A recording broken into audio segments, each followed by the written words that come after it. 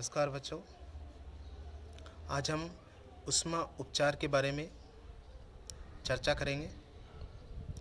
ऊष्मा उपचार क्या होती है, क्यों की जाती है, व इसके कौन कौन सी विधियाँ होती है, उसके बारे में हम इस लेसन में डिस्कस करेंगे। तो सबसे पहले आता है कि ऊष्मा उपचार है वो किसे कहते हैं। तो ऊष्मा उपचार होती है वो एक प्रकार की क्रिया होती है जिसमें धातु या मिश्र धातु को एक निश्चित तापमान पर गर्म करने के बाद एक निश्चित दर से ठंडा किया जाता है। मतलब एक निश्चित तापमान होता है जिसके ऊपर उसको गर्म किया जाता है और एक निश्चित दर से ही उसको ठंडा किया जाता है। इस क्रिया से धातु के कुछ गुणों को ऐच्छिक यांत्रिक गुणों में परिवर्तित किया जाता है। ऐच्छिक मतलब इच्छा अनुसार यांत्रिक गुणों में उसको परिवर्तन किया जाता है। उसी को ही ऊष्मा उपचार कहा जाता है। उसी को क्या कहते हैं? ऊष्मा उपचार कहा जाता है। उसके बाद में आता है कि ऊष्मा उपचार की आवश्यकता क्यों होती है, मतलब धातु को ऊष्मा उपचार करने की आवश्यकता क्यों होती है। तो ऊष्मा उपचार के मुख्यतः निम्नलिखित उद्देश्य होते हैं। पहला उद्देश्य होता है कि धातु को मुलायम करने के लिए, जिससे उस पर दूसरी प्रकार की मशीनिंग कार्य क्रिया की जा सके। मतलब धातु हार्ड होती है, उसके ऊपर मशीन के द्वारा कोई कार्य नहीं किया जा सकता, इसलिए उसको मशीनी योग्य बनाने के लिए ऊष्मा उपचार की जाती है। मतलब धातु को मुलायम करके उसके ऊपर मशीनिंग क्रिया करने योग्य उसको बनाया जाता है, वो भी ऊष्मा उपचार के द्वारा ही बनाया जाता है। दूसरा आता है कि कटिंग टूल्स में कठोरता का गुण लाने के लिए, जिससे वह दूसरी धातुओं को काट सके। मतलब कटिंग टूल होते हैं, वो दूसरी धातु को जब काटते हैं तो उसमें कठोरता का गुण लाने के लिए, मतलब जल्दी वो ख़राब नहीं हो, उसके कटिंग एज जल्दी से ख़राब नहीं हो, इसलिए उसमें क्या किया जाता है, कठोरता का गुण लाया जाता है, जिससे वह दूसरी धातु को आसानी से काट सकता है। तो उसके लिए भी ऊष्मा उपचार की जाती है। उसके बाद में आता है तीसरा, हार्ड की हुई धातुओं में भंगुरता कम करके टफनेस का गुण लाने के लिए ऊष्मा उपचार की जाती है। मतलब धातु को जब हार्ड किया जाता है, कठोर किया जाता है, तो उसमें भंगुरता का गुण आ जाता है। तो इसलिए उस भंगुरता के गुण को कम करके टफनेस को बढ़ाने के लिए या टफनेस का गुण लाने के लिए भी ऊष्मा उपचार किया जाता है। उसके बाद में आता है चौथा पॉइंट कि धातुओं के ग्रेन्स को रिफाइन करने के लिए, ग्रेन्स का मतलब होता है अंदर की जो संरचना होती है, कण होते हैं, उनको वापस से रिफाइन या नॉर्मलाइजिंग करने के लिए भी ऊष्मा उपचार किया जाता है।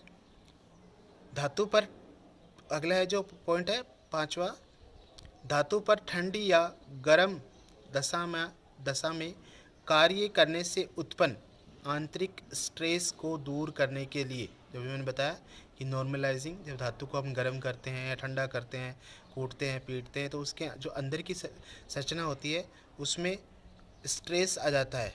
उसमें क्या आ जाता है? स्ट्रेस आ जाता है। इसलिए उस स्ट्रेस को कम करने के लिए या दूर करने के लिए ऊष्मा उपचार किया जाता है। उसके बाद में आता है छठा पॉइंट, धातु को जंग से बचाने के लिए, धातु के ऊपर जंग लगता है, उस जंग से बचाने के लिए भी ऊष्मा उपचार किया जाता है। तो ये उद्देश्य थे या आवश्यकता थी कि धातु के ऊपर ऊष्मा उपचार क्यों की जाती है। उसके बाद में आता है कि ऊष्मा उपचार के लिए स्टील को गर्म या ठंडा करना, या कोई भी विधि के द्वारा उसको गर्म या ठंडा किया, तो इसके अंदर तापमान होते हैं अलग अलग। एक होता है लोअर क्रिटिकल तापमान, एक होता है अपर क्रिटिकल तापमान, और एक होता है ट्रांसपेरेंशन रेंज, या इसको क्रिटिकल रेंज भी कहा जाता है। तो उसमें सबसे पहले आता है कि लोअर क्रिटिकल तापमान किसे कहते हैं। तो जब स्टील को गर्म किया जाता है तो उसमें तापमान धीरे धीरे बढ़ता है।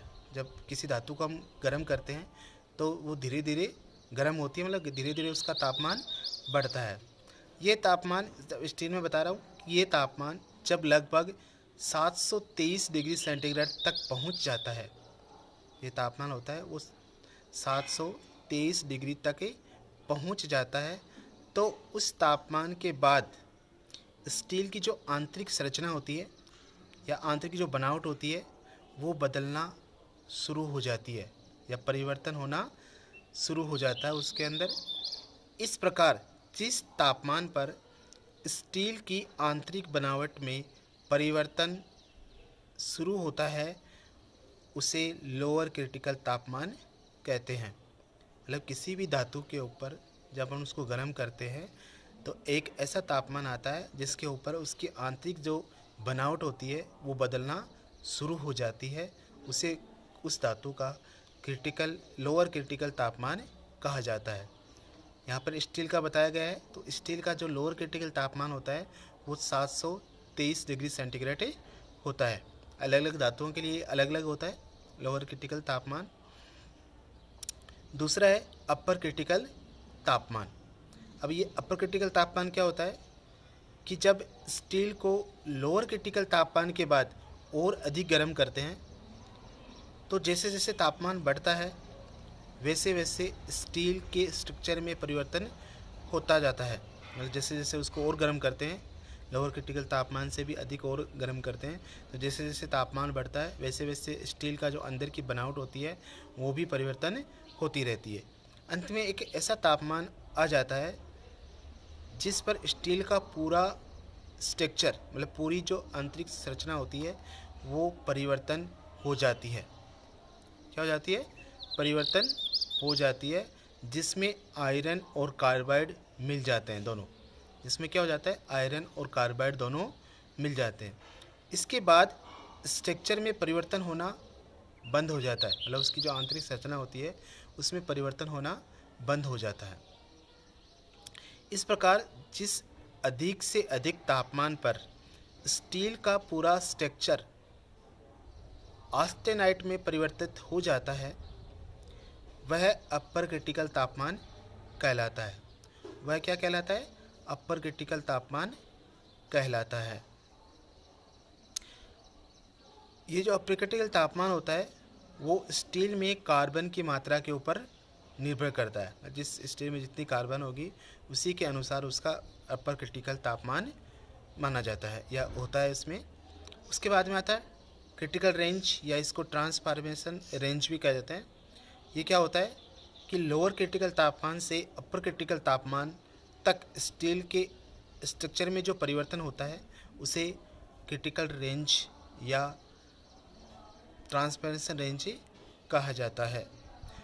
तो ये उष्माविचार में 3 तापमान होते हैं: लोअर क्रिटिकल तापमान, अपर क्रिटिकल तापमान और ट्रांसफॉर्मेशन रेंज या क्रिटिकल रेंज जिसको बोलते हैं।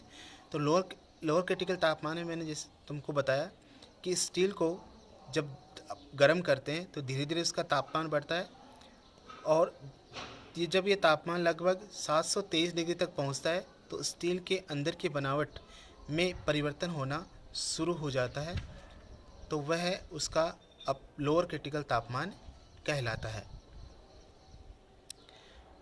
और अपर क्रिटिकल तापमान मतलब लोअर क्रिटिकल तापमान से जब स्टील को और ज़्यादा गर्म करते हैं तो जैसे जैसे तापमान बढ़ता है वैसे वैसे ही उसका स्टील का आंतरिक संरचना है वो परिवर्तन होती रहती है, और अंत में एक ऐसा तापमान आ जाता है जिससे उसकी आंतरिक जो बनावट होती है, संरचना होती है, वो बननी बंद हो जाती है।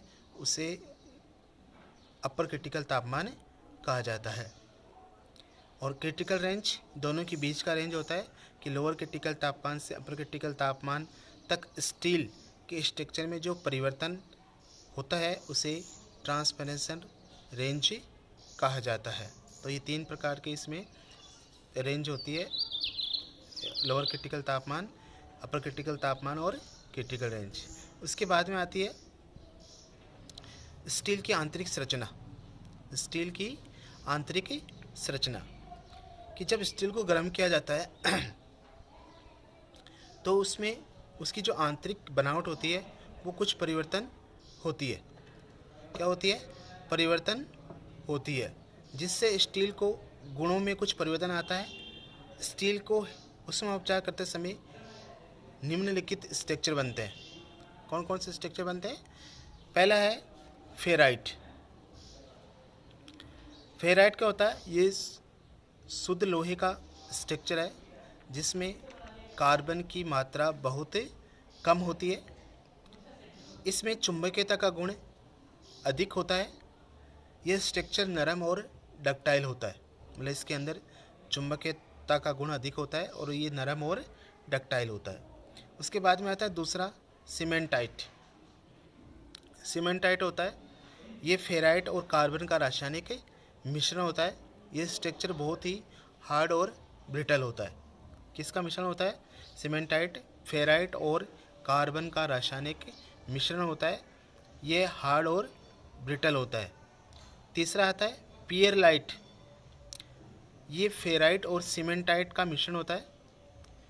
इसमें 87% फेराइट होता है और 13%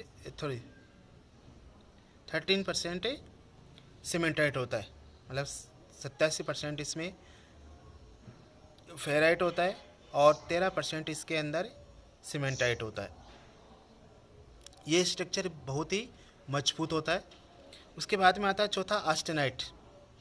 आस्टेनाइट होता है कि जब स्टील को अपर क्रिटिकल तापमान पर गर्म किया जाता है तो जो स्टील की संरचना, आंतरिक जो संरचना होती है वो परिवर्तन होती रहती है, पूरी तरह से परिवर्तन हो जाती है। इस प्रकार जो स्ट्रक्चर बनता है वो कहलाता है आस्टेनाइट स्ट्रक्चर। मतलब स्टील को जब पूरा गर्म किया जाता है, अंत में उसकी जो संरचना होती है वो बंद होनी, मतलब परिवर्तन होनी बंद हो जाती है। तो इससे जो संरचना बनती है वो क्या कहलाती है? आस्टेनाइट संरचना कहलाती है। ये स्ट्रक्चर वाली जो स्टील होती है वो नॉन मैग्नेटिक होती है। मतलब लास्ट में जब ये जो स्ट्रक्चर बनता है उस समय स्टील होती है वो नॉन मैग्नेटिक हो जाती है। उसके बाद में आती है पांचवा मार्टेनसाइट या आस्टेनाइट स्ट्रक्चर वाली स्टील को तुरंत ठंडा कर दिया जाए तो स्टील में जो स्ट्रक्चर बनता है उसे मार्टेनसाइट कहा जाता है। मतलब जब आस्टेनाइट जो संरचना होती है स्टील की तो उसे उस टाइम पर तुरंत ठंडा कर देते हैं, तो उसको ठंडा करने के बाद में जो स्ट्रक्चर बनता है वो मार्टेनसाइट कहलाता है। ये स्ट्रक्चर बहुत ही हार्ड होता है और ब्रिटल भी होता है। ये स्ट्रक्चर क्या होता है? हार्ड होता है और ब्रिटल भी होता है। ट्रस्टाइट, इसके बाद में चौथा पॉइंट आता है वह है ट्रूस्टाइट। मार्टेनसाइट स्ट्रक्चर वाली स्टील को यदि लोअर क्रिटिकल तापमान से कम तापमान पर दोबारा गर्म करके ठंडा किया जाता है तो जो स्ट्रक्चर बनता है वो ट्रूस्टाइट स्ट्रक्चर बनता है। इस स्ट्रक्चर वाली स्टील को मशीनिंग वगैरह नहीं किया जा सकता, किंतु इसमें कंपन सहन करने की शक्ति होती है। मतलब इसके ऊपर कोई मशीनिंग कार्य नहीं किया जा सकता, लेकिन यह कंपन सहन करने योग्य होती है, शक्ति होती है इसके अंदर। और सातवां पॉइंट है सोरबाइट। इस प्रकार का जो स्ट्रक्चर होता है वो ठंडा होने की दर को कंट्रोल करके प्राप्त किया जाता है। इस स्ट्रक्चर में पियरलाइट अधिक और सीमेंटाइट कम होता है। ये स्ट्रक्चर प्राय टेम्पर्ड स्टील में पाया जाता है। किस स्टील में पाया जाता है? टेम्पर्ड स्टील में पाया जाता है। तो ये थे स्टील की आंतरिक संरचना। कौन कौन सी होती है? 7 प्रकार की मैंने बताई है तुम्हें। Ferrite, cementite, pearlite, austenite, martensite, troostite और सोरबाइट।